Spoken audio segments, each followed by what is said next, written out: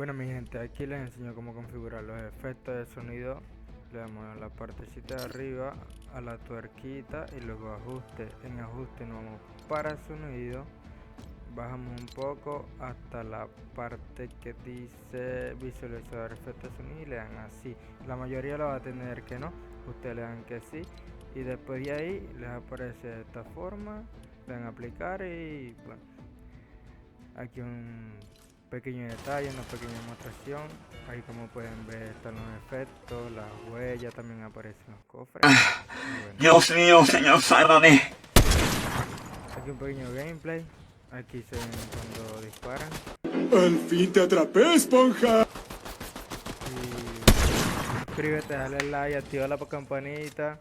Y bueno, para seguir subiendo estos contenidos. Y recuerda que una suscripción puedes estar ganándote 50 pavos.